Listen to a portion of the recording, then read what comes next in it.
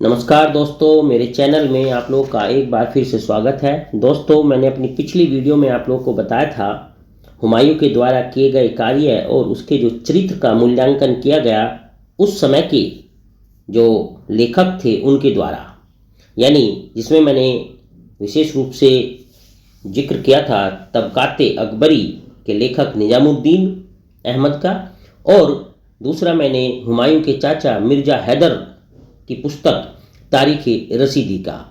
तो इन दोनों में जो हुमायूं की भूरी भूरी प्रशंसा की गई थी उसके बारे में मैंने आप लोगों को बताया था कि वो कहीं भी जो है हुमायूं की कोई गलती नहीं पाते हैं और हुमायूं को एक विशेष फरिश्ता रूपी व्यक्तित्व का प्राणी बताते हैं और उसको बहुत उच्च कोटि के स्थान पर रखते हैं। आज हम बात करेंगे आधुनिक इतिहासकारों के द्वारा जो हुमायूं का मूल्यांकन किया गया। तो चलिए मैं शुरुआत करता हूँ आधुनिक इतिहासकारों के द्वारा क्या क्या बातें कही गई है हुमायूं के बारे में उसको लेकर। बेसिकली जो आधुनिक इतिहासकार हैं वो हुमायूं को कहीं भी बहुत उच्च कोटि का प्राणी नहीं समझते हैं, अर्थात वे हुमायूं की कटु आलोचना करते हैं। इसमें सबसे पहले मैं बात करूंगा अर्शकिन की। अर्शकिन का मत है कि यदि वह कुछ दिन और अपने पिता के सिंहासन पर आसीन रहता तो वह अपने वंश का भारत से अंतिम सम्राट कहलाता। मतलब अर्शकिन जो है उनको बहुत बड़ा एक तरीके से लूज़र मानते हैं, यानी वो कहते हैं कि अगर वो अपने पिता के जो सिंहासन था अगर उस पर वो कुछ और दिन रुक जाता तो भारत में जो है मुगल वंश का जो है वो अंतिम सम्राट कहलाता, यानी मुगल वंश पूरी तरीके से यहाँ से खत्म हो चुका होता। दूसरे अगर इतिहासकार की बात करूँ मैं, जिसमें नाम है लेनपुल का। लेनपुल क्या कहते हैं देखो हुमायूं के बारे में, वो कहते हैं कि उसका चरित्र आकर्षक था लेकिन आधिपत्य स्थापित करने की क्षमता उसमें बिल्कुल नहीं थी। दूसरी बात फिर क्या कहते हैं वे कि निजी जीवन में वो एक अच्छा साथी और परम मित्र सिद्ध होता। उसके गुण मसीही थे लेकिन उसका संपूर्ण जीवन एक शरीफ आदमी की तरह था, फिर भी वह एक राजा के रूप में असफल रहा। तो ये इसे एक राजा के रूप में असफल व्यक्ति मानते हैं। हालांकि लेनपुल कहते हैं कि भाई वो एक अच्छा मित्र हो सकता था, उसमें कुछ बढ़िया गुण हो सकते थे, लेकिन एक अच्छा राजा वो नहीं हो सकता था, वो एक असफल राजा रहा है। अब आगे क्या कहते हैं देखो कि उसके जो नाम का अर्थ है, यानी हुमायूं का जो अर्थ वो बताते हैं भाग्यशाली। अर्थात लेनपुल कहते हैं कि हुमायूं के नाम का अर्थ भाग्यशाली था, किंतु उसके जैसा अभागा अन्य कोई राजा न हुआ। ये इसको बहुत ही अभागा मानते हैं। आगे लेनपुल क्या कहते हैं हुमायूं के बारे में, वे कहते हैं यदि कहीं फिसलकर गिरने की गुंजाइश होती थी तो हुमायूं कभी चूकने वाला न था।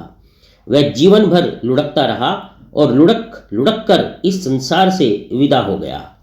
यानी चूंकि जो उसकी मृत्यु हुई थी हुमायूं की, वो लाइब्रेरी से फिसलकर जो है उसको चोट लगी थी जिसकी वजह से उसकी मृत्यु हो गई थी। तो इसी बात को लेकर वे कहते हैं कि भाई जिन जीवन भर जो है वो लुढ़कता लुढ़कता रहा, कभी ये राज्य खो कभी वो राज्य खो, और लुढ़क लुढ़क कर जो है अंतिम समय में भी वो लुढ़क कर ही जो है दुनिया से विदा हुआ। तो इस तरीके से लेनपुल उनके बारे में बताते हैं। अब अगले एक इतिहासकार की मैं बात करूंगा जिसका नाम है मेलिसन। मेलिसन एक अन्य इतिहासकार हैं ये, जो इनके बारे में हुमायूं के बारे में कहते हैं। वो क्या कहते हैं देखो, मेलिसन कहते हैं कि हुमायूं वीर, प्रसन्नचित्त, हास्यप्रिय, मनमोहक, अत्यधिक शिक्षित, उदार और दयालु होने के कारण स्थायी सिद्धांतों पर एक राजवंश की स्थापना करने के लिए अपने पिता बाबर से बहुत कम योग्य था। यानी उसमें उतनी योग्यता नहीं थी जितनी कि उसके पिताजी में थी। इन अनेक गुणों के साथ उसमें अनेक कट्टर दोष भी थे। और इसके बारे में क्या कहते हैं मेलिसन, वो बहुत ही चंचल, विचारहीन और अस्थिर था। उसे कर्तव्य की कोई बलवती भावना अनुप्रेरित नहीं करती थी।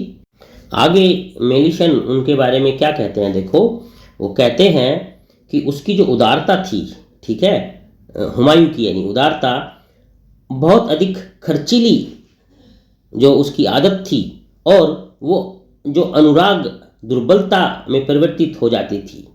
ठीक है, मतलब क्या हुआ इसका, ये कहते हैं कि वो काफ़ी उदार था, उसमें अपव्यय करने की बहुत वो इच्छा होती थी और वो थोड़ा सा अनुरागी था। ये सब जो है उसकी एक तरीके से दुर्बलताएं थी। उसमें किसी एक दिशा में कुछ समय के लिए अपनी शक्तियों को पूर्ण केंद्रित करने की क्षमता नहीं थी, यानी वो कहीं भी एक जगह टिककर नहीं रहता था, डावाडोल स्थिति उसकी रहती थी, ऐसा मेलिसन बताते हैं। और इसी प्रकार विस्तार से कानून बनाने की न उसमें प्रतिभा थी न रुचि थी, यानी ना तो वो कानून बनाने में इंटरेस्टेड रहता था और ना ही उसमें इस टाइप की कोई एबिलिटी थी। तो इस प्रकार से ये जो आधुनिक इतिहासकार हैं हुमायूं की कटु आलोचना करते हैं, यानी एक तरीके से कहा जा सकता है कि सही तरीके से मूल्यांकन करते हैं, जबकि जो समकालीन इतिहासकार थे वो सिर्फ भूरी भूरी प्रशंसा ही करके रह जाते हैं।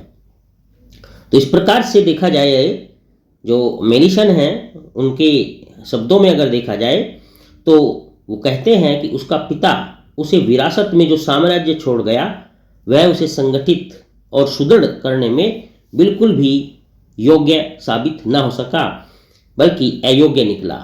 ये आज के यानी जो आधुनिक इतिहासकार हैं उनके विचार थे जो मैंने आप लोगों को बताए और जो उसका मूल्यांकन करते हैं हुमायूं का। तो इस तरीके से अगर देखा जाए तो आधुनिक इतिहासकार और उस समय के इतिहासकारों में काफ़ी अंतर देखने को मिलता है। बाकी आप लोग समझदार हैं, आप लोग भी अपने हिसाब से मूल्यांकन कर सकते हैं। अपनी अगली वीडियो में मैं आप लोगों को हुमायूं की असफलताओं के आधार पर उसका मूल्यांकन करूंगा और समझाऊंगा कि उसकी असफलताओं के हिसाब से अगर देखा जाए तो हुमायूं का व्यक्तित्व कैसा था। चलिए, मुझसे जुड़े रहने के लिए आप लोगों का बहुत बहुत धन्यवाद। अपना ध्यान रखना। आपका दिन शुभ हो।